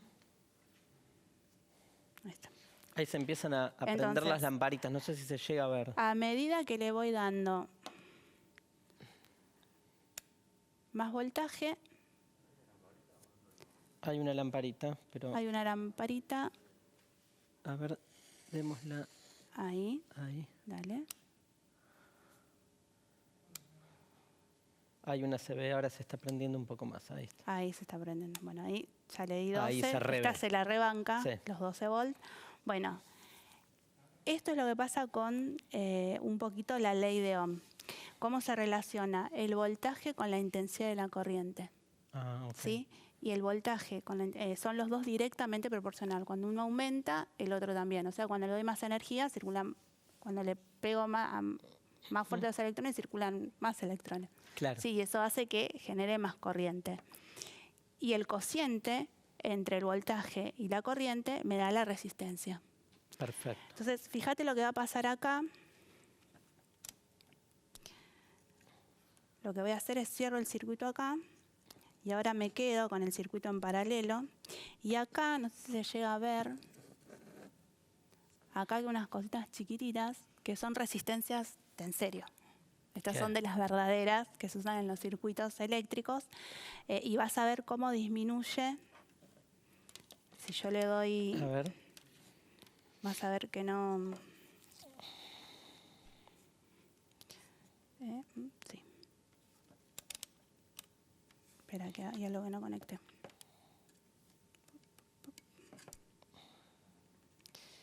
No estaría haciendo mi día. ¿Qué pasó? Estoy conectada. Ahí está. Ah, era el cable. A veces pasan estas cosas, que mueves un poquito los cables. El cable está medio... Y no... Bueno, ahí le voy a empezar a dar y esta no se prende. No se prende porque está... Y ahí apenita ni se ve que se prende. Sí, ahí se ve un poquito y ahí se empieza a prender un poco más. Ahí se ve bárbaro, ahí en pantalla. Ahí, esta se super prende, claro, y la pero otra esta no. ¿Por qué? Porque tengo la resistencia. Claro. Si yo ahora puenteo esa resistencia... A ver. Espera, ¿cómo la voy a puentear? O sea, la paso por arriba a la resistencia. Claro, así directamente salteamos la resistencia. Así de una. Y entonces... Y ahí prendió. Ahí prendió tremendo. ¿Sí? Bien, volvió el director. Ahí. Bien, genial. Se había ido un rato. Entonces vamos a... En los circuitos aparecen resistencias, aparecen capacitores, aparecen diodos, ¿sí? Y cada uno tiene una tarea distinta, ¿sí? que hacen que funcione el circuito como uno lo quiere hacer funcionar. ¿Sí? Por eso digo, está bueno también aprender a leer estos gráficos para empezar a conectar cositas y ver qué hacemos. Voy, si te parece, un video. Dale. Para reforzar el concepto de resistencia y volvemos. La corriente eléctrica representa la cantidad de electrones en movimiento que circulan por los conductores en un determinado tiempo. ¿Qué es ese número de 3 cifras que aparece en los productos eléctricos? ¿Qué son los volts? El volt es la unidad para medir la diferencia de potencial entre 2 puntos de un circuito eléctrico. Si la corriente eléctrica fuera como un circuito hidráulico, el agua que circula representaría a los electrones que se mueven, y la bomba propulsora, o el tanque de agua, sería el equivalente a la fuente de tensión, que ejerce presión sobre los electrones. Si la bomba se apaga, el agua deja de fluir. Lo mismo sucede si se le quita la pila a este reloj. Deja de funcionar. En cambio, si se coloca la pila, se produce una diferencia de potencial eléctrico. Los electrones se mueven y el aparato funciona. Pero si volvemos al circuito de agua, ¿qué sucedería si en alguna porción del recorrido la tubería se estrechara? ¿O si la manguera se estrangulara? Esto suele pasar en los jardines cuando regamos, ¿no? También le sucedió a un personaje en una vieja película de los inicios del cine. A fines del siglo XIX, los hermanos Lumière filmaron El regador regado, la primera ficción del cine, en la que en solo 45 segundos relata el conflicto entre un jardinero, su manguera y un chico que le juega una broma.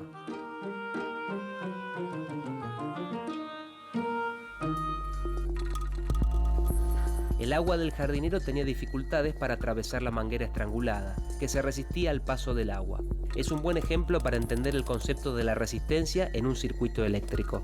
Pero a diferencia del agua, en un circuito eléctrico se genera una caída de potencial en la resistencia y determina la cantidad de corriente eléctrica que circula por el circuito. Es realmente como un mundo nuevo, ¿no? Todo, porque entrás como y tenés como nuevas nomenclaturas, nuevas medidas. Sí. y aprender un poco, como decís vos, una vez que le enganchás la vuelta, es fascinante y fascinante ver después cómo poniéndolo en práctica, haciendo como la experimentación, visualizás, ¿no? Sí, está bueno. Yo me deshice de los juguetes de mis nenas, tenían un pianito que lo tocaba, tenía una musiquita, un botón, lo abrí, me fijé por dónde iba, tácate, chau, nunca más hubo musiquita, solo las teclitas sonaban. No, pero iban, y viste, las musiquitas son molestas. No. ¿A qué se van a dedicar tus hijas? Van a hacer músicas, obvio. Obvio, hacer música, sí. Como rebelión, pero no, empezás a reconocer esas cosas, ¿no? Y está cómo bueno, funciona todo lo que te rodea, que en realidad no sabés porque está todo escondido, pero el conocimiento siempre genera libertad. Tal ¿no? cual. Y libertad de acción y de decisión. Vamos a la pregunta de un alumno que nos quiere hacer una pregunta, a ver si se la contestamos. ¿Por qué las lamparitas que se usaban antes, las lámparas incandescentes, se calientan al permanecer encendidas?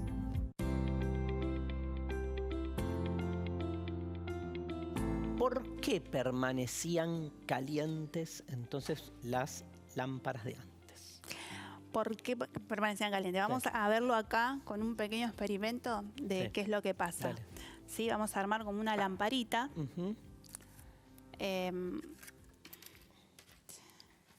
Vamos a conectar. ¿Vos decís que armando esta lamparita se contesta la pregunta? Sí, estoy re segura. Vamos a conectar estos ganchitos acá. Espero que me salga. Espero que me salga. ¿Cómo espero que me salga? Sí, Tan porque poca estas fe. cosas, viste, que pueden fallar a veces. Pero estamos aprendiendo. quiero ir rápido, quiero hacerlo rápido. Bien. Voy a agarrar acá lo que tengo. ¿Te acordás que la última clase habíamos encendido un grafito? Sí. Dijimos que era conductor, perdón. Bueno, tenés razón. voy a poner el grafito acá. A veces me rompa. Esto se asemeja a una lamparita. A una lamparita. Grafito, 2 clips. Bien. Un cartón. Un cartón, sí. Espera que... Bueno, y ahora con cuidado. Con cuidado. Con mucho cuidado. Con mucho cuidado. Yo repito. Vamos a poner... Espera. Esto... Está difícil, ¿eh? Está complicado, pero sí. Se puede. Vamos que se puede. Confiamos en vos. Sí. Yo pues lo quiero hacer rápido, pero... No hay apuro. Bueno, y vamos a poner un poquito de agua. Sí. ¿El agua? Para que aísle un poquito. Para que aísle. Para no tener... Bueno, y ahora lo voy a conectar. ¡Ay, miedo! Y vamos a ver qué pasa. ¿Por qué el efecto Joule? El efecto Joule, que no sabemos qué es todavía. Ahora vamos a explicar. Bueno, ahí le voy... Dando de a poco. Le di con todo.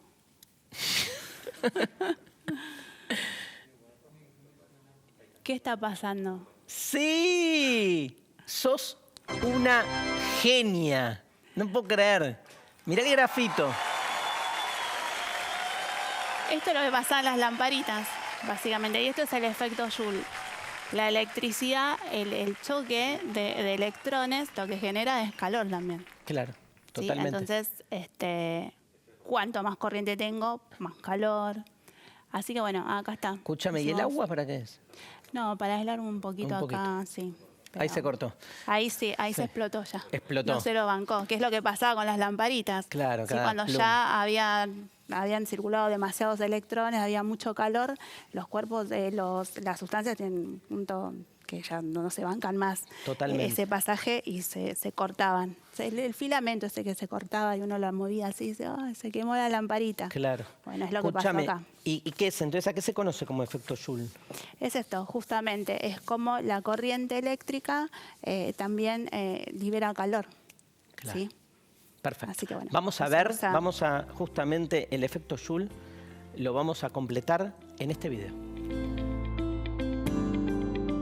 Por el efecto Joule, algunos aparatos electrónicos necesitan un ventilador para evitar el calentamiento excesivo, como por ejemplo las computadoras. Otros utilizan este calentamiento de los circuitos para funcionar, como las planchas, los calentadores de agua, los tostadores y la luz eléctrica. Por ejemplo, en las lámparas, cuando la temperatura alcanzada por un conductor es muy elevada, la energía eléctrica se transforma en energía luminosa. A mayor temperatura, más brillante y blanca es la luz. Dentro de la lamparita encontramos un filamento muy delgado hecho de un material que ofrece mucha resistencia al paso de los electrones. Por eso también se lo conoce como resistencia. Bueno, excelente la clase, los experimentos. Vamos a hacer como un repaso a partir de estas preguntas que podemos dejar a los chicos y chicas como actividad. Sí. Bueno, la primera, ¿qué diferencias existen entre un circuito en serie y un circuito en paralelo? Excelente. Bueno, y estaba la diferencia es, primero en la forma de conectarlos, ¿sí? Circuito en serie. Sí. Circuito en paralelo. ¿Sabes las veces que vi esos dibujos y no entendía qué significaban? Bueno, ahora ya más o menos. Y ahora sí. Poco más o menos te das la idea de Ya lo que significa. tengo, sí. Entonces, ya con eso, ¿sabes? Hablo 2 horas. Bueno, circuito te chamulla 2 horas diarias. Bien, circuito en serie, están todos en una misma malla. Circuito en paralelo, ya voy a tener 2 mallas. Claro. ¿Sí? Entonces, ¿qué pasaba acá? La Dale. corriente acá es la misma. Vamos a escribirlo bien. Es la misma para cada resistencia. Ujú.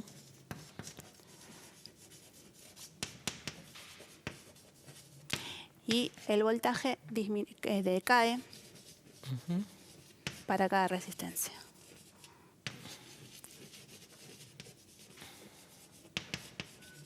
Y en este caso, el voltaje es el mismo para cada resistencia. Y la corriente es menor, o sea, vamos a decirlo así. Si esta es mi corriente 1 para la resistencia 1 y esta es mi corriente 2, la corriente 1 más la corriente 2 me da la corriente total si yo tuviera la misma fuente y una resistencia que hace el mismo trabajo que estas dos resistencias. Perfecto. ¿Sí? Excelente. Segunda pregunta. ¿Qué símbolos se utilizan para representar los distintos elementos de un circuito? Bueno, acá tenemos resistencias, las fuentes, y bueno, ya está. Perfecto. Resistencias y fuentes. ¿Qué establece la ley de Ohm? La ley de Ohm lo que establece es que el potencial, que la resistencia, es igual al potencial y a la corriente, ¿sí? Y que en este caso el potencial y la corriente son directamente proporcionales, cuando uno aumenta el otro también. Perfecto. ¿Qué ocurre con la corriente en un circuito serie si aumenta la resistencia y se mantiene constante el voltaje? Bueno, estoy acá. Si tengo una resistencia mucho más grande, pero la energía que le voy dando es la misma, lo que va a pasar es que la corriente va a disminuir. Lo vimos, ¿no? En uno de los circuitos que armaste. En este, a ver, vos pensás que la corriente es la misma que la que circula acá. Claro. ¿Sí? Pero si yo estoy aumentando la resistencia, me va a disminuir la corriente. Porque lo que estoy haciendo es aumentar la resistencia, estoy frenando a esos electrones. Como los estoy frenando, va a hacer que disminuya. Perfecto. Bueno, gracias, Eugenia. De nada. Se nos terminó la clase de física y nos vamos al recreo y después tenemos educación física. Pasamos de física a educación física, después del recreo.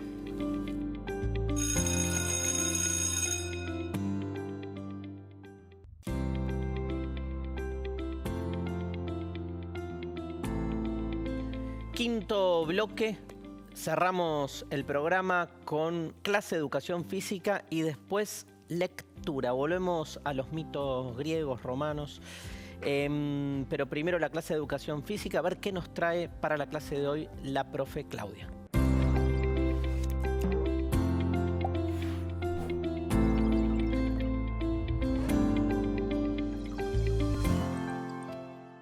Hola, soy Claudia, profesora de educación física. Espero que estén bien. Hoy les traje una nueva propuesta para compartir. Espero que les gusten. ¿Empezamos? Yo desde acá y vos desde tu casa.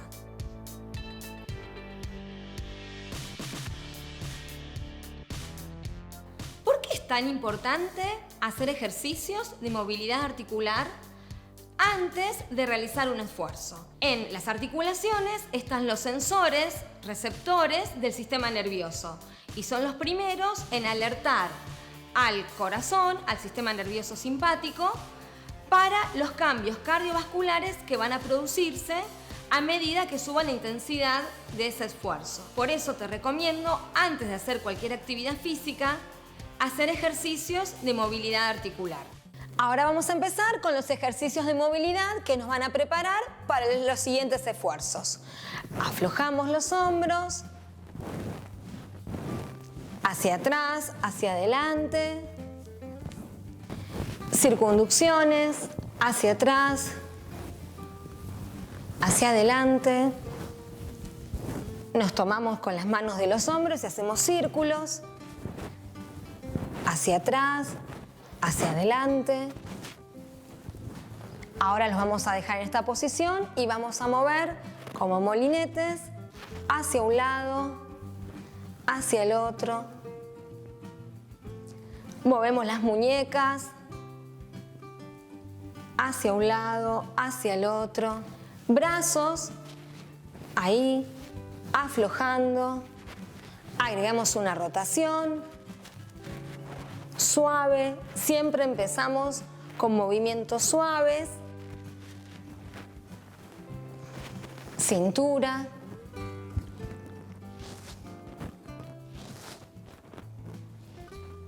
A un lado, al otro. Levanto un brazo y el otro. Suave. En diagonal, abro.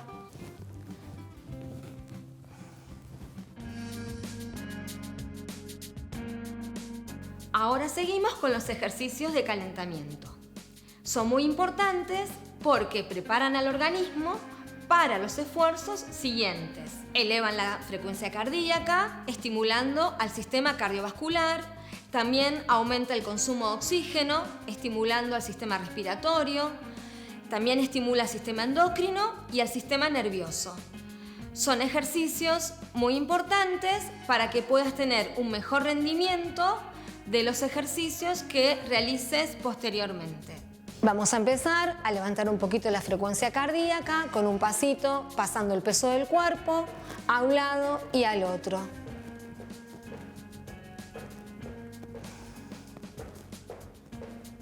A este movimiento le podemos agregar brazos. Y ahora vamos a desplazar un poquito hacia atrás, un pie y el otro. Podemos bracear.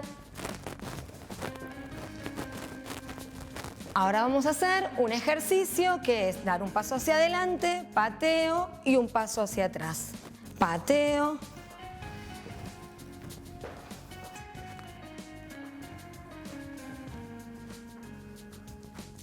Muy bien, en el lugar empezamos un trotecito y vamos a ir subiendo las rodillas.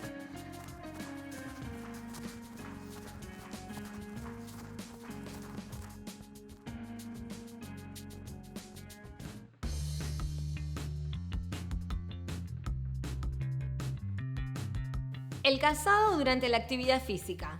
Es importante que sea un calzado que nos dé una buena medida de seguridad, porque va a proteger la articulación del pie, el tobillo, que es lo que está más expuesto a las lesiones cuando hacemos actividad física. Y también es muy importante usar los cordones atados, porque un cordón desatado nos puede provocar una caída y puede terminar en una fractura. Siempre buscamos la seguridad cuando hacemos actividad física y el calzado tiene que cumplir con esas condiciones. Vamos a hacer unos ejercicios de abdominales, pero de pie. Estos ejercicios nos ayudan a fortalecer los músculos que participan en la respiración, como son el diafragma, los intercostales, abdominales rectos y oblicuos. Vamos a empezar en posición inicial, flexionando las piernas como si fuera en posición de sentadilla y hacemos grandes circunducciones hacia un lado y hacia el otro. Movimientos lentos.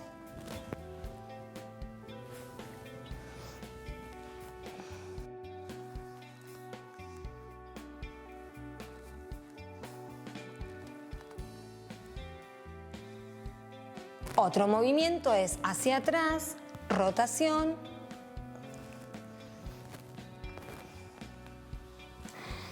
Siempre manteniendo la posición, presionando los abdominales.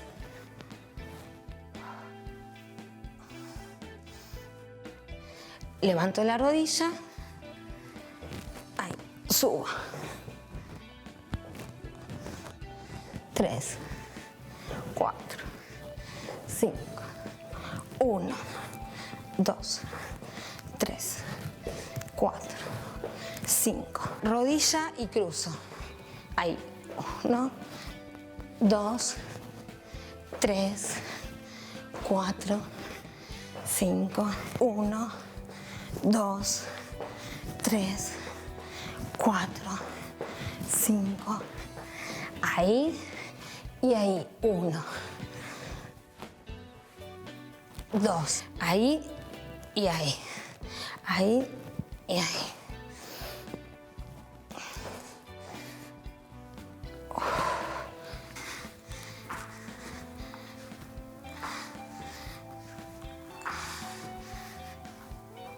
Este es giro y salto. Giro y salto. Giro y salto. Llevo el codo ahí.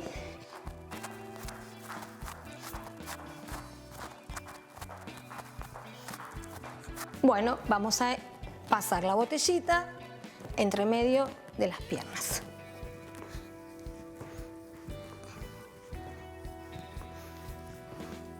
Levanto.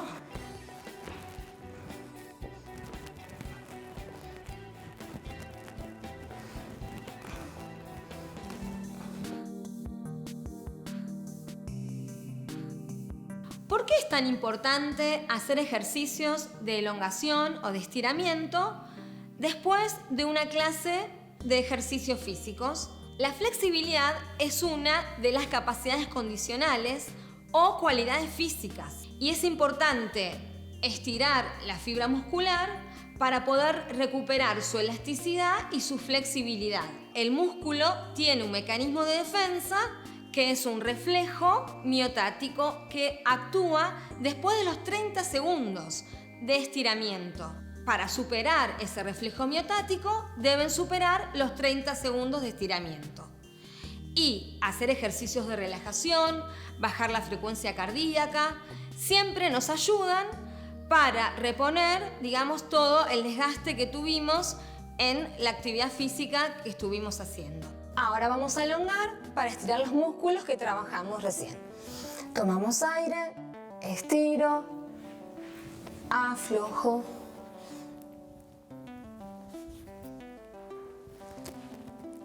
Tomamos aire, mantengo. Tomamos aire.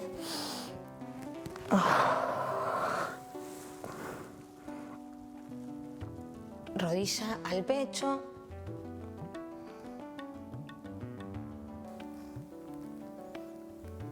Tomamos aire. Vamos a flexionar una pierna y estirar bien la pierna que está atrás. Mantenemos en esa posición.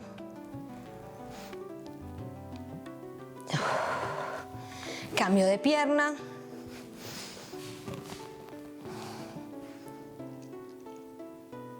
Tomamos aire y bajo.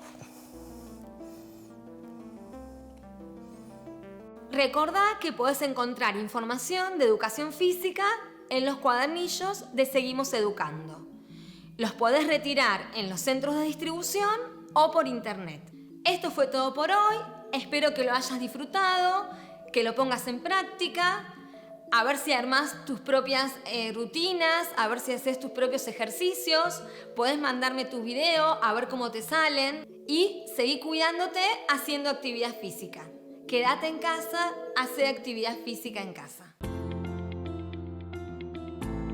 Bien, vamos a la lectura prometida. Vamos a leer Plutón y Proserpina, de la mitología griega. Un mito que figura en las Metamorfosis de Ovidio, que es un poema en 15 libros que narra la historia del mundo desde su creación hasta Julio César. Me encanta, ¿no? Combinando mitología e historia. Esta versión fue tomada de una fuente romana, por eso los nombres corresponden a la nominación latina. Plutón y Proserpina. Vamos a empezar con la lectura. Cierta vez, cuando Plutón, el dios a quien había tocado en suerte el gobierno del mundo inferior, recorría Sicilia en un carro negro, tirado por 4 negros corceles, fue visto por Venus y por su hijo Cupido.